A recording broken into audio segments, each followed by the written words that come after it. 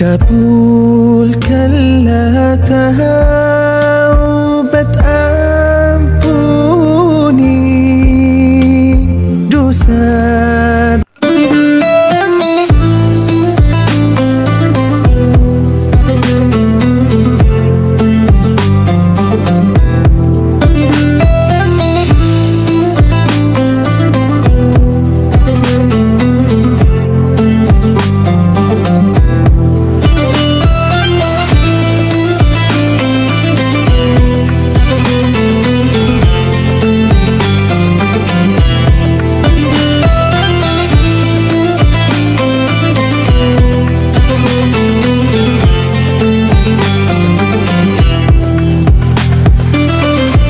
Bismillahirrahmanirrahim.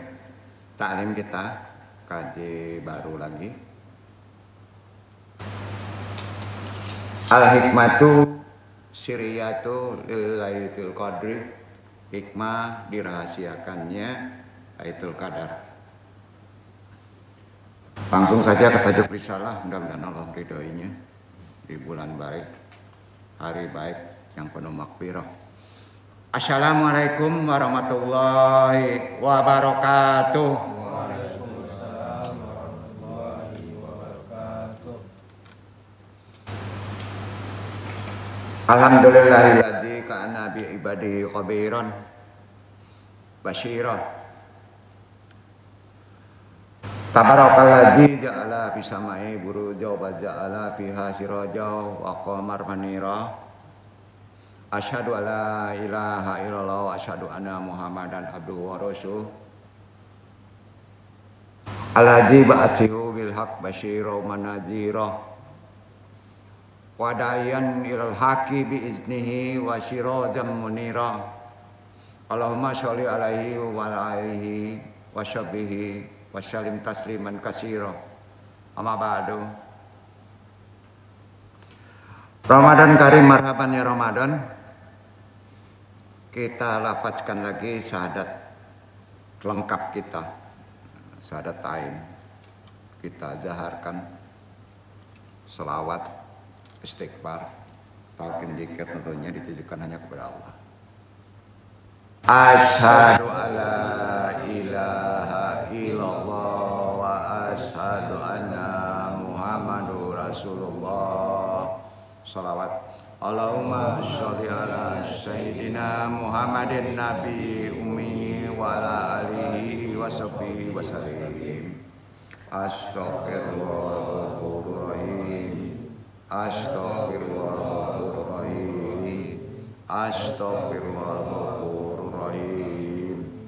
Ilahi anta maksudi waridnoka matlubi atini mahabataka wa ma'rifataka tahara. La ilaha illallah. La ilaha illallah. La ilaha illallah. Talqin zikir nabi isbat. La ilaha illallah. La ilaha illallah. La ilaha illallah. La ilaha illallah. La ilaha illallah. La ilaha illallah. La ilaha illallah. La ilaha illallah Muhammadur Rasulullah.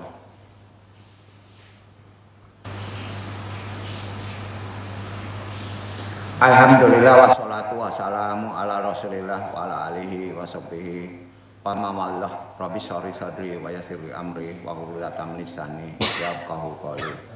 Allahumma inna nas'aluka selamatan fidin wa afiatan fi jasadi wa jadatan fi ilmi wa barakatan fi rizqi wa taubatan qabla maut wa rahmatan minal maut.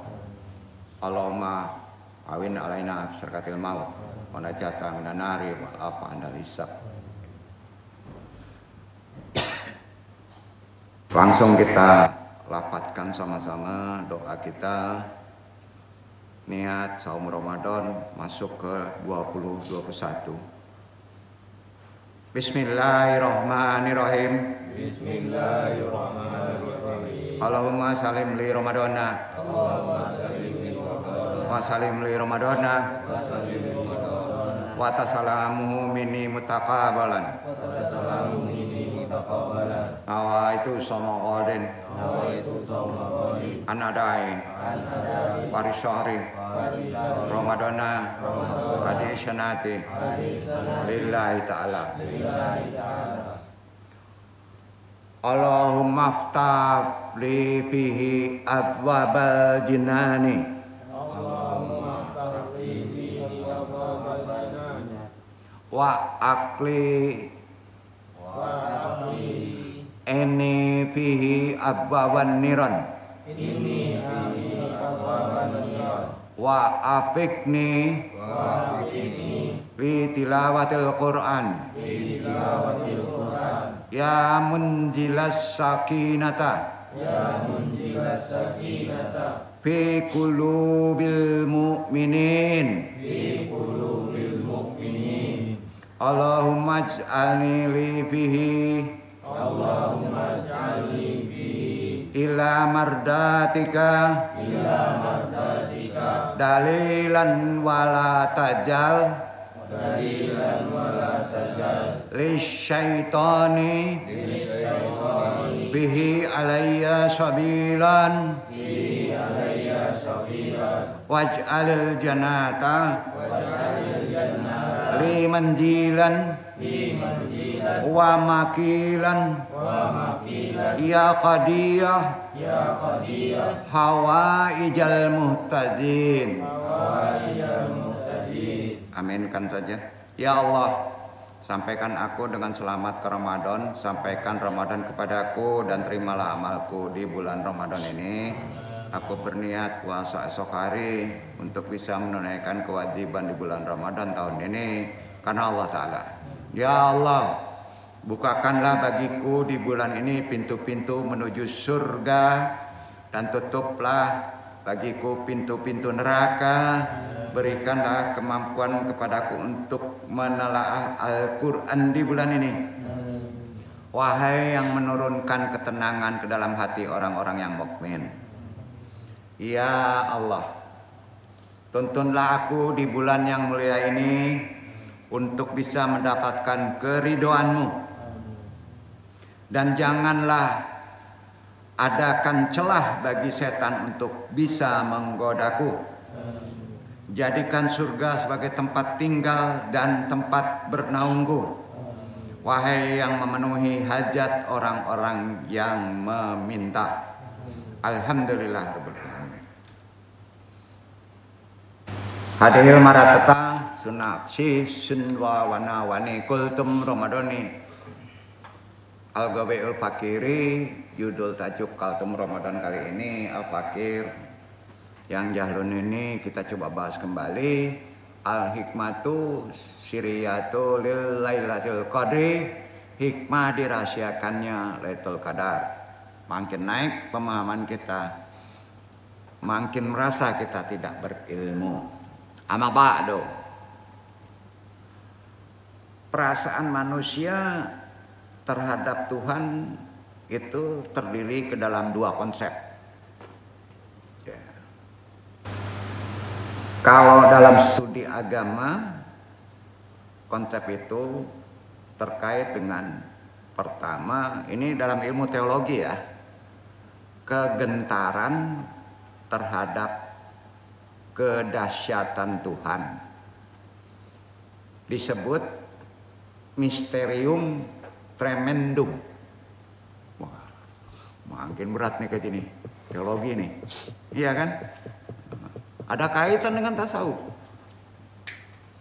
Dan yang kedua, yang pertama itu rasa ya, konsep terhadap Tuhan, rasa manusia itu ada dua. Yang pertama tadi kegentaran dan kedahsyatan. Itu dirasa ada tuh kepada Allah, ada gentar, ada dahsyatnya Allah. Itu dalam ilmu teologi disebut mysterium tremendum. Yang kedua, keterpersonaan terhadap Rob yang menggemarkan. Itu yang disebut mysterium fascinosum. Itu yang kedua. Itu ilmu teologi Islami tentunya. Bahasa kerennya gitulah. Jadi konsep ketuhanan dalam konsep ruhani rasa bizauki manusia itu yang pertama terkait dengan misteri tremendum. Yang kedua terpersona, akhirnya menggemarkan mencari Tuhan. Itu disebut mysterium fascinascum. Fascinosum, bukan naskum ya. Fascinosum. Jadi Rob Tuhan itu dilihat sebagai pribadi yang sekaligus menggentarkan dan menggemarkan, mengerikan tapi menyenangkan. Itu dalam konsep rasa. Ilmu teologi konsepnya ada dua itu tadi. Kalau di ilmu Zauk, ya. Artinya menggentarkan dan menggemarkan, bahasanya itu. Dalam Islam, kedua bentuk perasaan tadi, gentar, gemar, itu terangkum dalam dualitas sifat Allah yang disebut Jalal Jamal. Ya kan? Nah, keagungan dan keindahan. Nah, itu dia. Akademis banget dong. Enggak, ini memahami konsep Lailatul Qadar nanti. Harus dari sini dulu tarikannya. Karena Lailatul Qadar itu pendekatan keyakinan itu diawali bukan dengan mukasyafah melihat, tapi dengan zauk dulu. Maka harus pahami teologinya. Ya. Sampai ya? Nah. Jadi kalau di Islam itu konsepnya jalal dan jamal. Nah, kegentaran dan keagungan Rob atau keagungan Tuhan dan keterpersonaan kepada keindahannya, jalal dan jamalnya membuat manusia tidak pernah akan berhenti, karena sifat itu ada di Allah, tidak akan pernah berhenti menyibak tirai yang menghalanginya. Karena faktor rasa tadi berusaha untuk memakrifati Allah. Ya. Untuk menyibak tirai-tirai penghalang. Sampai ujungnya mukasyafah menyaksikan dunia metafisik.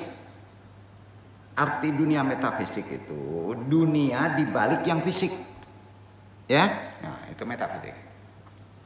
Atau biasa disebut dalam Quran alam gaib lah. Ya. Di mana Tuhan dipercaya bertakhta. Jadi dalam konsep teologi takhta Tuhan itu di goiban.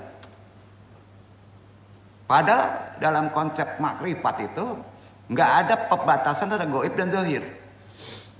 Nah, jadi nggak boleh dipisahkan antara jalal dan jamal. Nah, itu konsepnya karena sifat Tuhan adalah tauhid. Dan pikiran manusia yang musyarak. Ya. Ahli metafisika sufi Islami ini orang Barat ya, Fitraj Shukon. Nah, udah lama ini beliau mu'alaf tapi mendalami karena dia mendalami ilmu teologi dari Katolik. Ya, berkata begini di kitabnya, dong lupa kitabnya.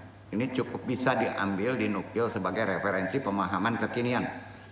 Sitna anta baina hayatuna muhatatun bil al-ghazi allati takuduna mantikian wa wujudian ila sumui. Artinya suka atau tidak, hidup kita dilingkupi oleh misteri-misteri. Suka atau tidak, yang secara logis dan eksistensial membawa kita kepada transendensi karena misteri tadi.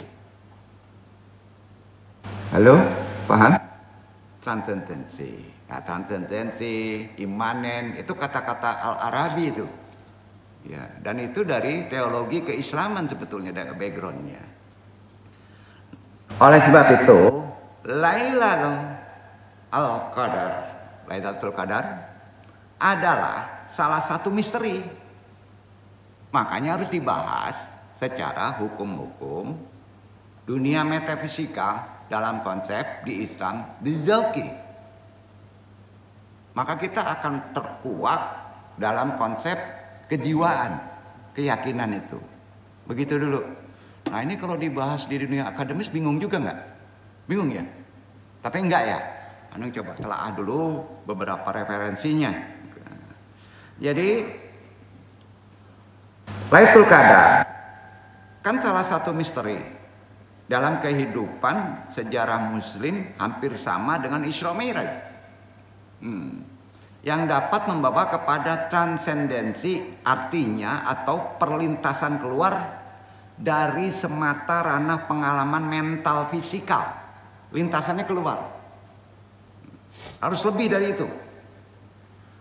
Karena ini merupakan misteri.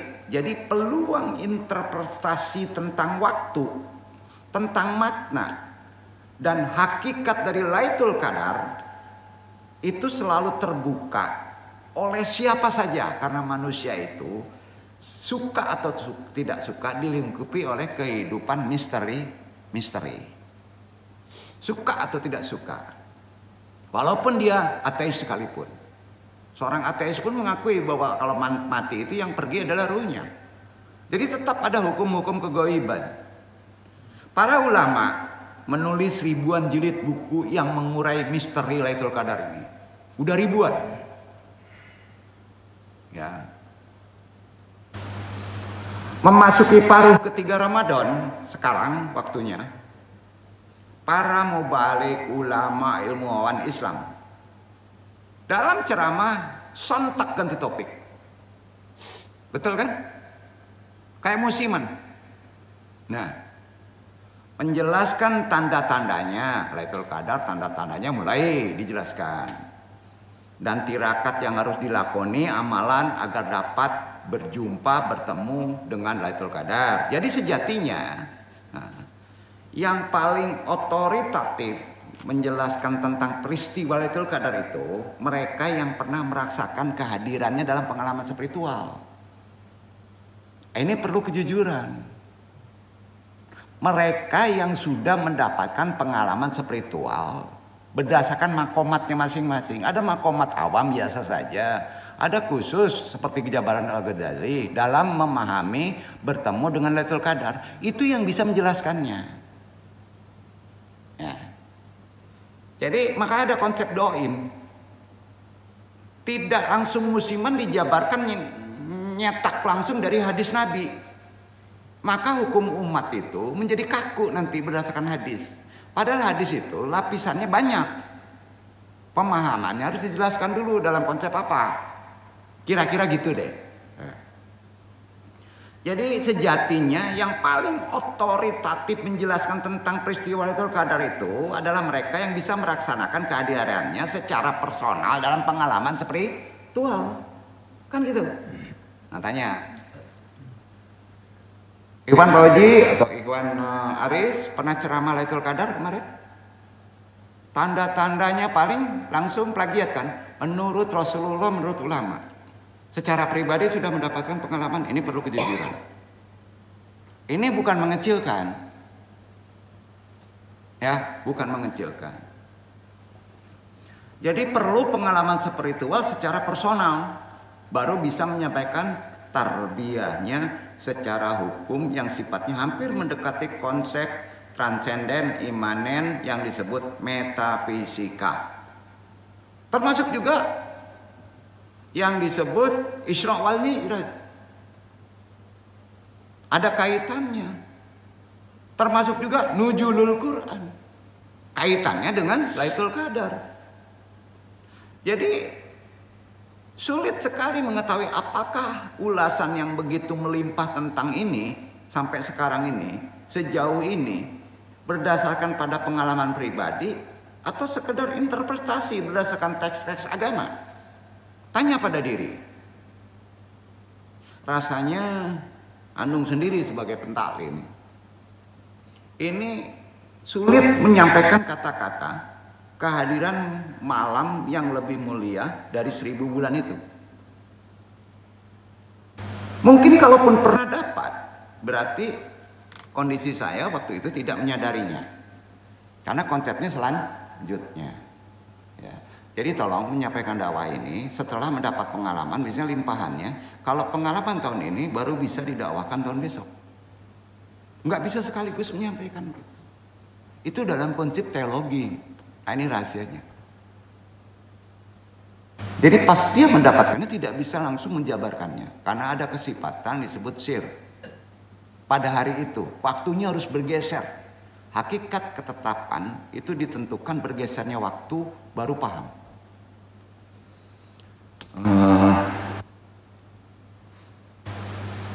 Mudah-mudahan Anda menyampaikan hal ini sedikitnya bisa menguak apa yang mesti disampaikan terhadap umat. Bukan nggak boleh ya, jadi lebih cenderung turunkan dulu ke alam logika kalau menjabarkan konsep-konsep yang disebut Lailatul Qadar. Itu lebih berat loh daripada Isra Mi'raj menjabarkannya. Waktunya saja waktu rahasia kan. Nah, ya. Jikapun seorang benar-benar pernah menyaksikannya, siapa saja, tentunya seseorang itu takkan begitu mudah mengobrol cerita tentang itu. Kenapa? Karena dalam ilmu tasawuf ada prinsip, ada gium yang dipakai oleh orang-orang teori tasawuf, orang-orang tarekat. Tahu prinsip ada giumnya tasawuf. Nah, ini mesti ditanam ya. Orang-orang yang bertasawuf prinsipnya adalah yang disebut an-nasu ladina layarifuna. An-nasu ladina layarifuna. Ya. Yatakalamuna wal askosil ladina yarifuna layatakalamuna. Artinya orang yang tidak tahu itu biasanya berbicara. Kalau bicaranya banyak berarti dia nggak tahu, nggak dapat pengalaman. Aduh, kok ngejatuhin? Enggak. Itu prinsip tasawuf. Orang yang tahu itu biasanya orang yang tidak tahu itu biasanya berbicara. Itu konsep tasawuf ya. Orang yang tahu tidak akan berbicara, menunggu ilham. Sampai ini terkait adab Ramadan. Jadi Ramadan ada adabnya dalam tarbiyah.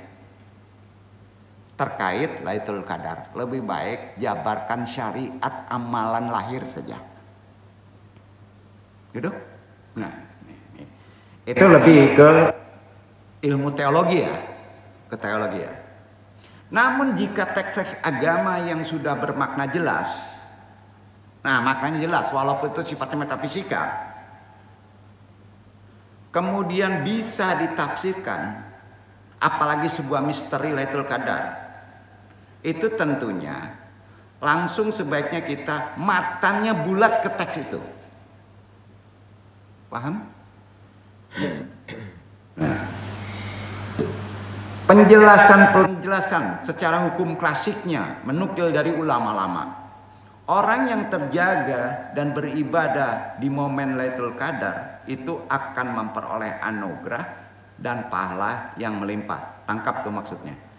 Doa-doa yang dipanjatkan juga akan dikabulkan oleh secara spontan. Itu makna daripada yang terlalu diumbar. Karena ada di hadis. Ada yang percaya Lailatul Qadar akan mendatangi seorang secara acak. Betul kan? Atau kebetulan. Betul kan? Karena itu Nabi nggak pernah menetapkan suatu poin hari itu. Beberapa hadis beda-beda. Ada dapat 23, ada dapat 27, ada dapat 29. Acak. Atau kebetulan. Nah. Jadi Andung bisa dikatakan bisa seperti bermain dadu. Betul kan? Mendapatkannya Lailatul Qadar. Ya. Jadi walaupun sepanjang malam main game online ke warkop, nongkrong, ibadahnya kurang, misalnya, seorang tetap berpeluang bakal bisa Lailatul Qadar. Kalau berprinsip seperti itu, nggak bisa digampangin. Ini harus dijelaskan. Kalau Andung itu condong ke pandangan sebaliknya sih, bahwa untuk merengkuh Lailatul Qadar perlu pengkondisian jangka panjang setahun. Dan itu menunggu kematangan pola berpikir madu di tahun berikutnya. Nah itu akan dituntun. Itu dalam konsep wakat. Pusing Ustaz Wajing enggak? Enggak ya? Enggak pusing? Enggak ya? Jadi ada adab. Islam itu memerlukan kesabaran walaupun tarbiyah. Ya. Hati-hati di bulan Ramadan ini. Jadi pengkondisian jangka panjang dalam bentuk pertobatan diri, penyucian hati, dan penempaan ruhani itu memerlukan apa yang disebut proses. Kemarin kajiannya tuh. Ya. Dengan begitu, kedatangan atau kehadiran Lailatul Qadar bukan lagi harus ditunggu dengan penasaran. Itu nafsu tuh. Nah ini nggak apa-apa ya, Nung sampein kayak gini, bukan melemahkan, ya. Bukan melemahkan itu. Allah kan tahu hati kita, ikhtiar kita. Ya. Kemarin dipaksa ya, sekarang dijatuhin nih, kan gitu? Bukan. Kita kan bikin ke atas nih pemahamannya ya. Hati-hati di ilmu teologi loh. Nah, apalagi penasaran, tapi Nung sarankan dapat dijemput. Apakah direkayasa dengan perencanaan? Pertanyaan. Dapat nggak nih untuk mendapatkan Lailatul Qadar? Bisa dijemput nggak? Bisa direkayasa nggak? Dengan perencanaan? Karenanya ada 4 hal yang dirahasiakan oleh Allah. Ada yang tahu? 4 hal yang dirahasiakan Allah tuh. Awalan, ridha Allah bil ibadati, dirahasiakan tuh. Ridha Allah itu nggak boleh ditetapkan oleh kita. Itu dirahasiakan Allah paling pertama. Ya, asyir. Yang kedua, sanian, ghadabullah fil huzuri, dirahasiakan Allah. Kedua, aswasiau at-talatatu humullah wa lailatul qadri al-rabi'atu. Nah, itu dia. Pertama, ridhonya Allah dirahasiakan dalam ibadah. Itu dirahasiakan tuh. Pede nih. Dapat ridho Allah. Nggak bisa. Itu dirahasiakan. Mudah-mudahan Allahi syawab. Wallahu alam bisyawab. Semuanya harus yang 4 ini pakai wallahu alam bisyawab. Yang kedua, murkanya Allah dalam maksiat. Itu dirahasiakan. Jadi nggak boleh, kamu berdosa itu, nanti kamu masuk neraka. Nggak boleh. Hati-hati, nggak boleh ya dalam dakwah. Itu adab tuh. Itu orang-orang yang lebih mendalami ilmu rohani pasti ke situ larinya. Itu harus langsung sandarkan istighfar wallahu alam. Ya, walaupun itu dia berbuat dosa, murka Allah dalam maksiat itu lebih tinggi pengampunannya. Itu dirahasiakan. Ketiga, wali Allah dirahasiakan, nggak boleh menyebut saya wali Allah. Yang ketiga, yang keempat terkait kaji Lailatul Qadar. Awalan ridha Allah bil ibadati, samian gadabullah fil huzuri asawasiya at-talatatu humullah wa lailatul qadri al-rabi'atu. 4. Semua 4 itu harus tersandarkan wallahu a'lam bishawab.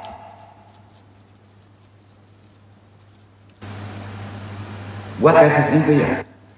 Nanti sarjana tuh ya.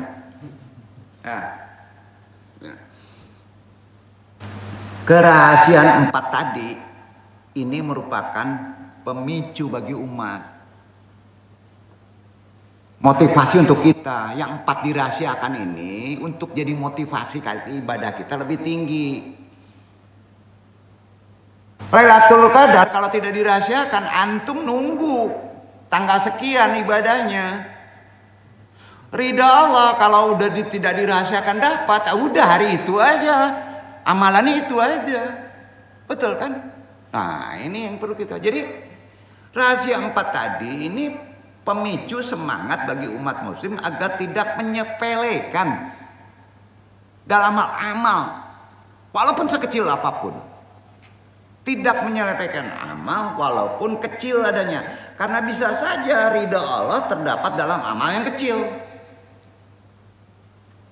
Mungut batu, ya, takut mungut duri, betul kan? Amal kecil. Begitu juga agar tidak menyepelekan dosa kecil.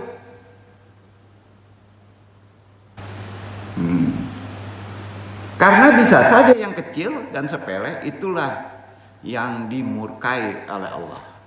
Bisa nggak? Bisa. Hati-hati Ramadan.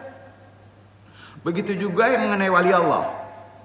Kan ada 4 nih yang dirahasiakan Allah. Dirahasiakannya oleh Allah supaya umat muslim tidak meremehkan orang lain. Kalau tahu misalnya Iwan ini wali Allah, yang lain gak ditegur antum, diciumin aja tangan dia. Nah itu dia. Karena mereka yang terlihat hina di mata manusia bisa saja mulia di mata Allah. Adapun rahasia Lailatul Qadar di bulan Ramadan, bagian antum lah. Apa kira-kira? Memberikan hikmah agar umat muslim selalu beribadah tekun selama penuh bulan Ramadan 30 hari. Kalau dibuka 1, 27, 29, itu aja ibadahnya. Iya kan? Dengan begitu rahasia Ramadan ditutupnya Lailatul Qadar itu udah paham. Ya, sudah paham ya.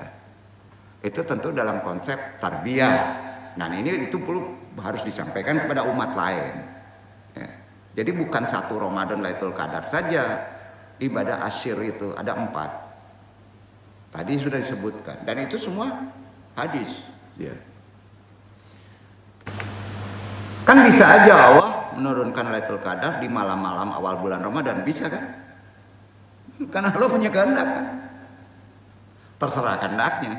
Karena kerahasiaan inilah maka ulama saling berbeda-beda pendapat. Di sini kita dapat ilmu, oh perbedaan pendapatnya itu karena Allah merahasiakannya.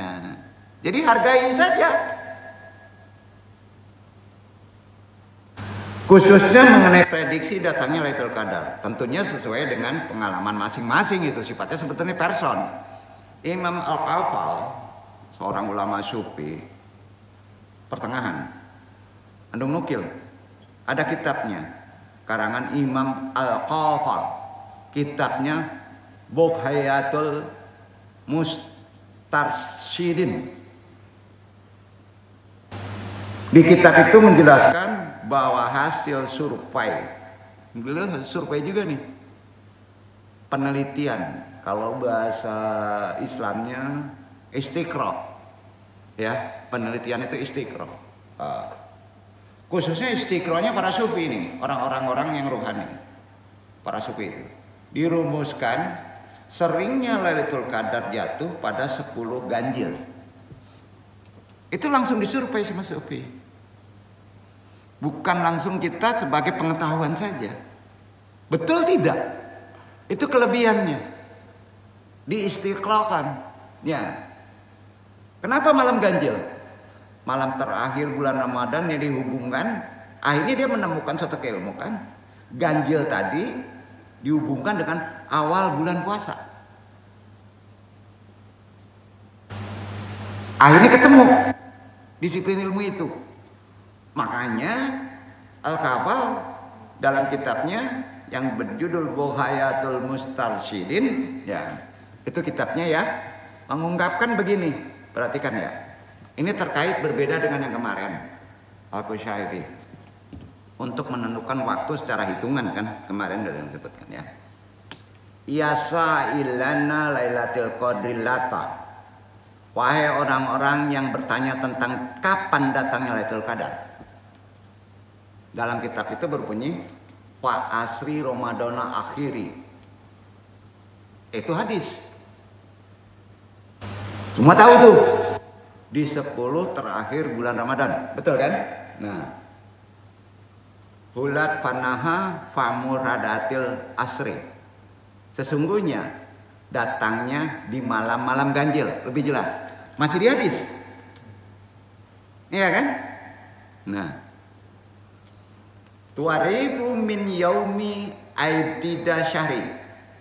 Dengan permulaan korelasinya di awal bulan Ramadan. Kita tahunya sampai ganjil kan? Tapi keganjilan itu ada berapa tuh? 10 terakhir. 21, 23, 25, 27, 29. Itu terkait dengan awal Ramadan. Nah, itu betul. Ya. Jadi sesungguhnya datangnya malam-malam ganjil, ya, itu terkait dengan tu'arifu min yaumi aibtida syahri, dengan permulaan datangnya awal Ramadan. Nah, baik itu hari maupun tanggal. Fabil ahadi wal arabiai fal tasyatu. Jika awal Ramadan jatuh pada hari Ahad dan Rabu, ya, maka Lailatul Qadar akan datang di malam 29. Ya, 29. Wallahu a'lam bishawab. Ini ilmu orang-orang sufi. Kemudian di kitab itu menyebutkan wa jum'atun ma'atalahas sabiati wan nabada. Jika awal Ramadan jatuh hari Jumat dan Selasa, maka Lailatul Qadar akan datang di malam 27. Yang 29 hari Ahad Rabu. Yang 27 hari Jumat Selasa. Nah, kemarin hari apa? Sabtu. Al-Kamisu fahal Kamisatu. Jika awal Ramadan jatuh hari Kamis, maka Lailatul Qadar akan datang di malam 25. Cuma satu tuh. Wa in bada bisabti fahatali tatuwain bada. Jika awal Ramadan jatuh hari Sabtu, maka Lailatul Qadar akan datang di malam 23. Sama nggak dengan yang kemarin? Sekarang tanggal berapa? 22. Nah, kalau benar bisa jatuh besok. Iya kan? Aduh, gampang bener ya. Tunggu dulu nih. Ya, kita bahas ya. Jadi 23 ya. Jadi Sabtu itu wa'in bada bisabti fahatali tautan wa'in bada. Ya. Jatuhnya pada di malam 23. Alitnaini fahada. Dan jika awal Ramadan jatuh hari Isnin, maka Lailatul Qadar akan datang di malam 21. Ya. Sabtu 23, Kamis juga 25, Sabtu 23 hanya sehari. Sudah tuh Isnin 21. Hada ana Sufiyatu Zihadi. Ini keterangan dari para sufi yang zahid. Itu menurut kitabnya. Tentunya beliau ada yang disebut istiqra, meneliti, ya kan? Apakah bisa dipakai? Kita ada referensi. Mudah-mudahan ketemu, mudah-mudahan cocok. Karena semua harus diilmui. Ya. Perlu diingat bahwa keterangan tadi, Anda sampaikan kearifan kita, ini berdasarkan pada penelitian para sufi atau survei yang didasarkan seringnya kehadiran Lailatul Qadar di bulan-bulan itu tentu lama dia menelitinya para sufi dulu. Lain halnya dengan pendapat Abu Yazid Al-Bustami nih. Beda lagi nih. Yang mengaku telah 2 kali melihat Lailatul Qadar. Beliau mengaku begitu selama hidupnya. Keduanya terjadi selalu pada malam 27 Ramadan. 27 Ramadan. Sama dengan hitungan turunnya nuzulul Quran ya. 27 Ramadan. Nah, hal ini hampir sama dengan pendapat dalam kitabnya Al-Haqaiq Al-Hanafiyah yang mengatakan bahwa dalam surat Al-Qadar disebutkan kata qadar 3 kali, yaitu ayat 1, ayat 2, ayat 3. Kalimat Lailatul Qadar berjumlah 9 huruf.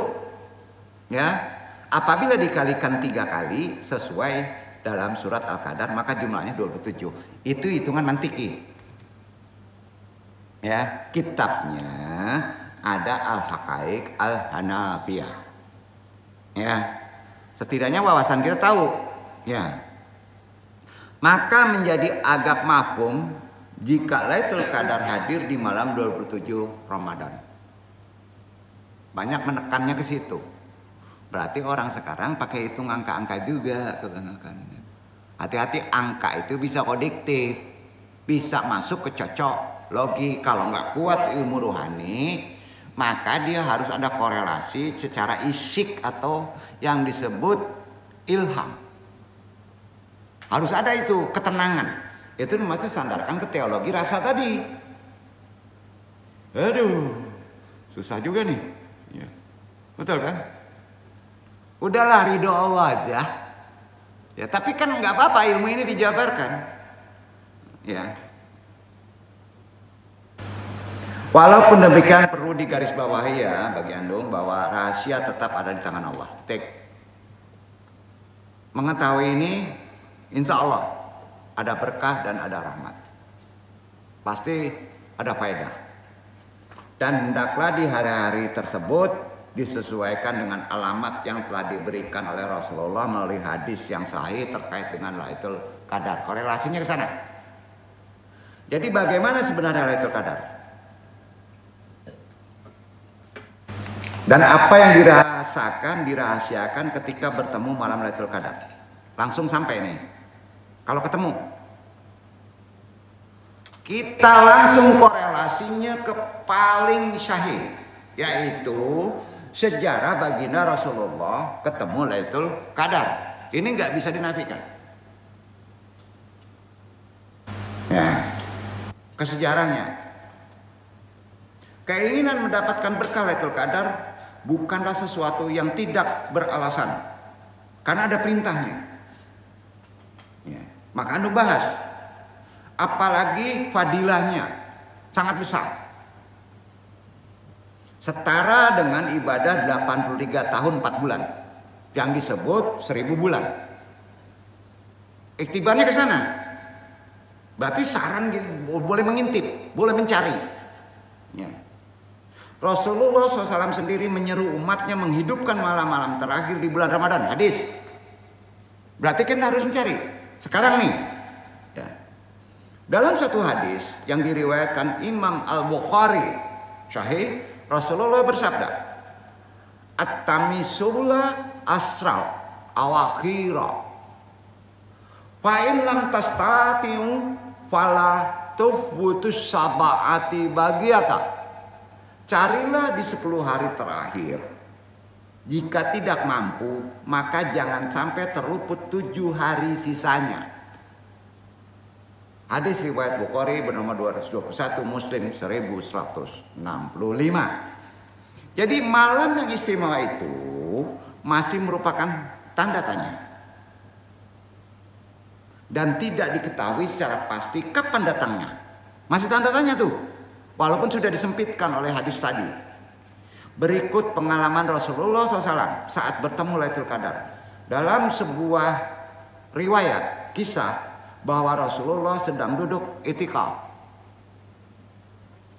Itikaf semalam suntuk pada hari-hari terakhir di 10 hari terakhir bulan suci Ramadan.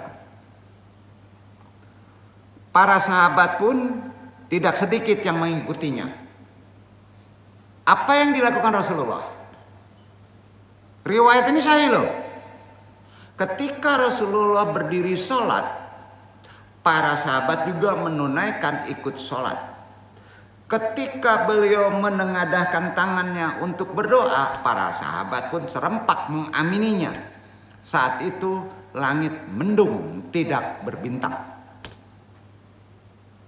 Angin pun meniup tubuh-tubuh yang memenuhi masjid. Masjid itu tidak beratap, adapun atap bolong-bolong. Dalam riwayat tadi, malam itu adalah malam ke-27 itikaf tuh. Di malam ke-27 Nabi dengan sahabat. Di bulan Ramadan. Di saat Rasulullah dan para sahabat sujud, tiba-tiba hujan cukup deras. Bruk, tuh hujan. Ya. Masjid yang tidak beratap menjadi tergenang air hujan. Salah seorang sahabat ada yang ingin membatalkan sholatnya. Ia bermaksud ingin berteduh dan lari dari Syam. Namun niat itu digagalkan. Salah seorang sahabat itu. Karena dia melihat Rasulullah SAW dan sahabat lainnya tetap sujud dengan khusyuk, tidak bergerak lama. Air hujan pun semakin mengenangi halaman altar masjid dan membasahi seluruh tubuh Rasulullah dan para sahabatnya yang berada di dalam masjid tersebut. Akan tetapi Rasulullah SAW dan sahabatnya tetap sujud, tidak beranjak. Sahabat tuh bingung, kok lama banget nih.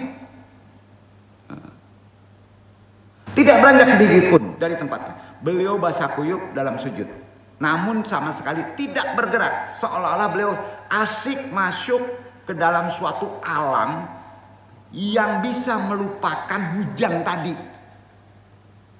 Dan riwayat ini sahih loh. Ya. Beliau sedang masuk ke dalam sesuatu alam yang disebut alam nurullah.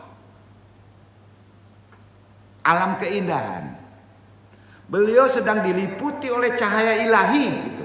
Itu bahasa matan hadisnya. Sahabat lain tentunya enggak merasakan itu. Ya. Beliau takut mengangkat kepalanya. Takut keindahan yang beliau rasakan tadi itu hilang. Maka lama dia. Kalau kita lama sujud ngapain? Minta. Kalau Nabi enggak masuk ke alam cahaya. Masuk ke alam cahaya. Sampai dia tidak tahu kalau dia sujud. Nah. Jadi dia tidak mau batal keindahan tadi. Yang beliau saksikan itu atau dirasakan itu akan hilang. Jika beliau bergerak dari sujudnya, beliau takut cahaya itu akan hilang. Jika beliau mengangkat kepalanya, beliau terpaku lama sekali dalam sujudnya. Beberapa sahabat ada yang tidak kuat menggigil kedinginan. Rasulullah SAW baru mengangkat kepala dan mengakhiri sholatnya ketika hujan berhenti, padahal cukup lama. Itu sejarahnya malam Lailatul Qadar yang didapatkan Nabi. Pertanyaannya, Nabi apakah melotot dapatnya? Ayo. Nabi aja sujud. Jadi orang yang ingin mengejar Lailatul Qadar itu bukan melotot ngeliat alam. Sholat malam sujud. Dan keterangan Nabi ini pasti bisa diikuti oleh kita. Nah, gitu. Jadi Rasulullah mengangkat itu setelah berhenti hujan. Anas bin Malik, sahabat Rasulullah yang ikut pula sujud, langsung bangun dari tempat duduknya dan berlari ingin mengambil pakaian kering untuk Rasulullah. Namun Rasulullah mencegahnya dan bersabda, "Ya Anas, la tatinu bisyai'in liu dalillana jami'an thumma tazibu tiabuna binafsiha." Wahai Anas, janganlah engkau mengambilkan sesuatu untukku, biarkanlah kita sama-sama basah. Nanti juga pakaian kita akan kering dengan sendirinya. Itu jawabannya. Dari riwayat ini kita sudah bisa memahami dapatnya malam Lailatul Qadar Nabi itu berdasarkan riwayat sahih begitu. Riwayat lainnya yang jelaskan dulu supaya jelas. Ya. Dalam riwayat lain diceritakan Rasulullah SAW bertemunya itu 27 tadi. Lailatul Qadar pada malam 21. Hadis riwayat ini sahih, malam 21. Beda lagi. Sebagaimana diterangkan ada di kitab Al-Muwatta dan hadis bernomor 701 oleh Imam Malik dari Abu Sa'id Al-Khudri. Sesungguhnya dia berkata, "At-taqaf Rasulullah sallallahu alaihi wasallam fi alaqadi al-tani min syahri ramadana falam balaka sunatan min lailatal hadi walishirin wa hu al-mawadid aladi kan min al-mufarad antajiru fi alatikaf." Qala Rasulullah SAW beritikaf pada puluhan yang kedua dari bulan Ramadan. Puluhan yang kedua dari bulan Ramadan. Pada suatu tahun setelah beliau sampai pada malam 21. Yang seharusnya beliau keluar dari itikaf pada pagi harinya. Beliau berkata, "Man syarakani fil atikafu falyatakaf fil ashri wal akhiri." Terakhir fi kulli lailatin. Artinya, barang siapa turut beritikaf bersamaku, hendaklah beritikaf pada puluhan yang terakhir. 20 star itikaf. 20, itu hitungannya mulai di 20. Ya. Yang terakhir, sungguh telah diperlihatkan kepadaku malam Qadar, kemudian aku dijadikan lupa. Nabi aja dijadikan lupa kalau dia mendapatkan di 21. Aku bersujud pada paginya di air dan tanah. Karena itu carilah dia di 10 akhir, carilah di tiap-tiap malam yang ganjil, 21, 23, 25, 27, 29. Sampai Nabi pun nggak sadar dia sujud di air tergenang. Intinya di dua hadis tadi, intinya di 27 dan 21 kondisinya tidak dalam keadaan sadar, tapi dalam keadaan sujud. Sampai itu dia. Maka disebut sholatlah malam Lailatul Qadar. Gimana cara sholatnya? Jangan sekarang ya. Kita kapan nih? 23 ya? Besok ya? Udah dengerin dulu deh. Berkata Abu Sa'id, seorang sufi, "Fa'am tartil ka'alayati wal masjidil muhatta bil jarida wa yaqtur alma ala ardi fara'aita aina Rasulullah sallallahu alaihi wasallam qadhi'un min al masjid wala zabati atar alma wal tarabu alaita al hadi wal isrina."